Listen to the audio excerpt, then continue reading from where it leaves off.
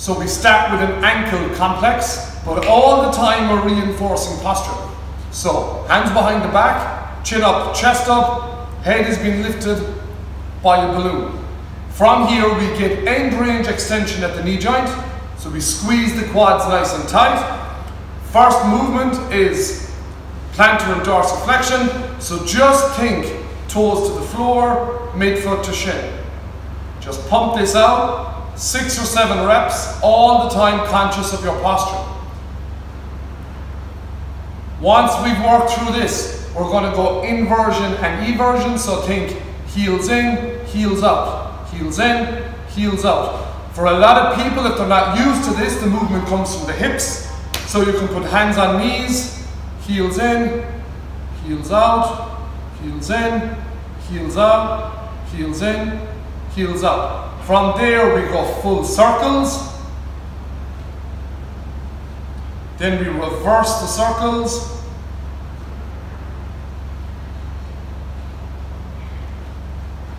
and that's just mobilizing the ankle joint, because remember we're taking a joint to joint approach. From here we go to knee tucks. So what we're looking for here is end range flexion at the knee joint.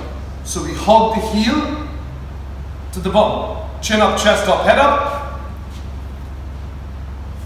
Make sure we get a good squeeze and that we actually explore these ranges that we may not find in everyday life.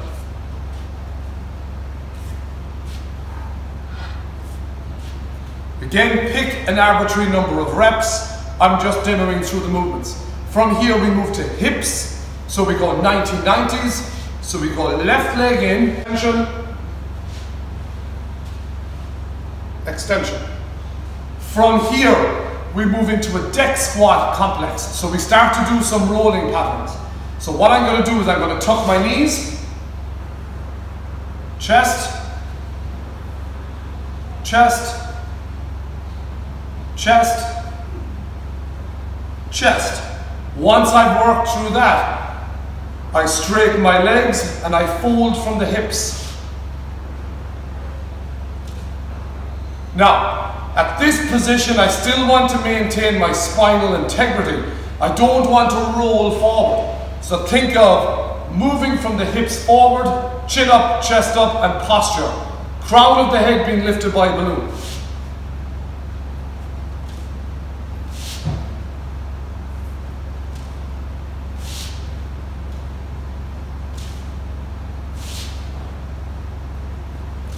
From here I move into a straddle position.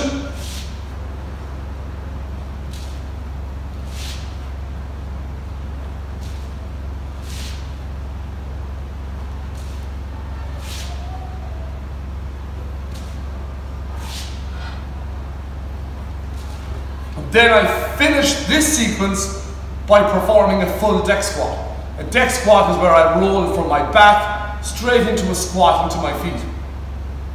This combines all the parts that we have just covered.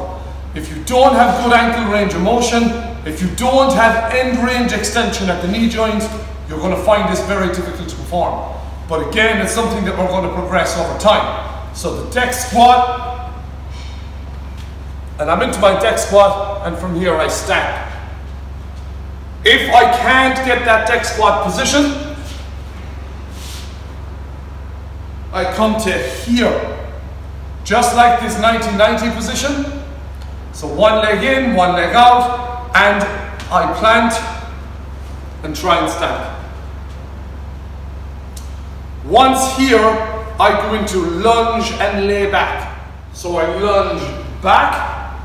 Now with this lunge position, I want you to think foot, big toe, little toe, heel, all making contact with the floor, maintaining a strong arch. From here, rib cage is pulled down, glutes are nice and tight. So I'm getting a stretch through the hip flexor in this position. Abs nice and tight, rib cage locks everything in. From here, I lay back, chest nice and tall, I get that stretch in the belly of the hamstring, lunge forward. Lay back, lunge forward, lay back, lunge forward. Feel free to spend a small bit of time in any one of these positions that you feel you have an issue with. So a lot of people will feel this stretch here through the hip flexor. More people might feel it through the belly of the hamstring. But either way, I want you to feel those positions and work through them. Once we have one side done, we swap over. Again, start at the feet, big toe, little toe, heel. Have I got a good foot contact to the floor? Strong arch, rib cage pull down, lock those abs in, glutes nice and tight behind. We don't want to hyperextend and go into this position. That's not going to be conducive to really good mechanics and getting a good stretch. Rib cage pulled, so we lunge and lay back. Lunge and lay back. Once we have moved through lunge laybacks, we go in to a frog position where we frog, sit and breathe. So all we're going to do is inside of the knee, inside of the big foot, the big toe and the inside of the heel, all making contact on both sides. Palm, elbow on the ground. I inhale.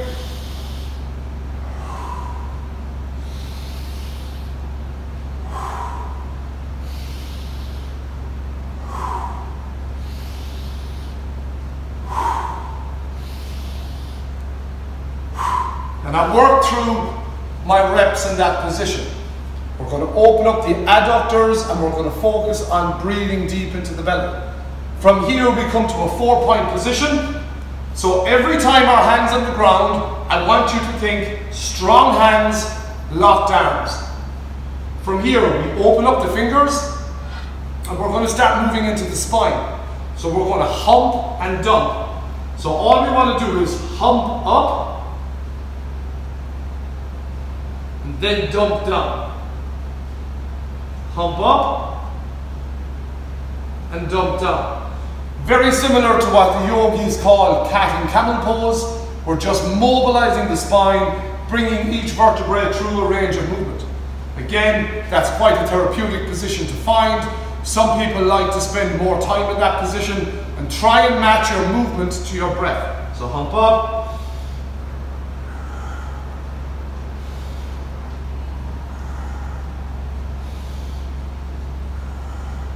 From here, we're going to go some T-spine rotation. So what I do is I shoot my left hand between my right hand and my right knee. I put my left ear to the ground and I rotate. So back of the hand, elbow, shoulder, ear onto the floor, both knees on the floor, one hand over the other one.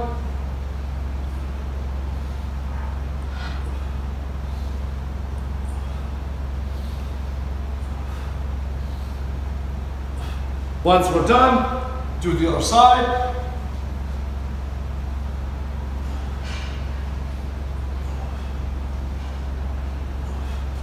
The key to that is maintain contact with the points that I spoke about. Once we're gone through that position, the spine should be warm. We start moving into the shoulders. So we're back into this 4-point stance, and all we want to do is press up and pinch down. Press up and pinch down. Now the key with this is we're just starting to mobilize the scapula. Again, arms locked, hands strong. Don't bend your elbows as you do this. So all we're looking to do is pinch the shoulder blades together, then push them or spread them apart by pushing into the floor. Again, you want to keep the abs tight and the rib cage locked, so we have that scapula moving across a fixed rib cage. Once we have moved to here, we go more into the anterior and posterior shoulders. We're going to go prone, front to back. So this position, we lie to the floor, we go right palm, elbow and shoulder all to the floor. And in this position, I turn, get my stretch, then add my arm, then roll to the other side, palm, elbow, bicep, front of the shoulder, I turn, reach the arm in.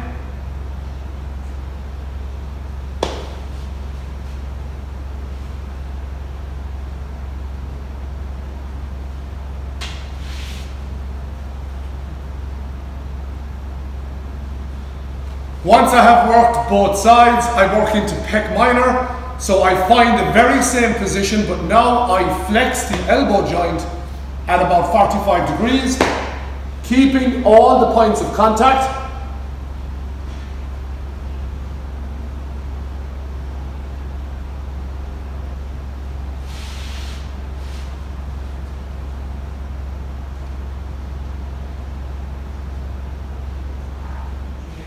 So now I bring the arm across, so I get this posterior delt. So what I'm looking for here is palm, elbow, and I lean my shoulder to my elbow, and I just reach in to get the stretch here on the back of the shoulder girdle. Bring the arm out, opposite one comes across.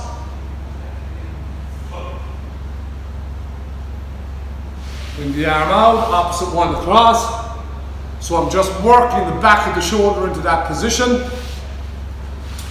Once I have worked through that, I'm going to come to my knees and I'm going to go EDPR, elevation, depression, protraction, retraction.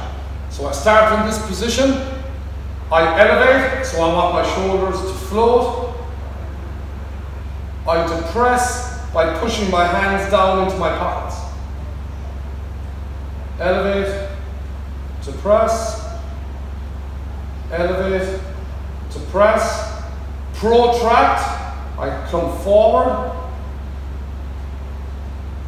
retract, I come back, protract, forward, spreading those shoulder blades as far as I can, retract, pinch together. What's really important is we maintain stability of this pelvo-lumbic area here and the rib cage, because we want that scapula to move across a fixed rib cage. So EDPR, one full set of each would look like this. Elevate, press, hands into pockets, protract, retract, reset and go again. From there, we move down into the wrists. So we open up the fingers on the floor. From here, elbows point forward, pit of the elbows. We lean forward and back. Then hands come into this position and we go side to side. Then we go middle finger pointing towards your knees. We sit back.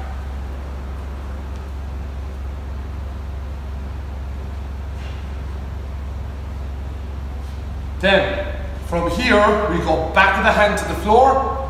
We make a fist. Swap sides.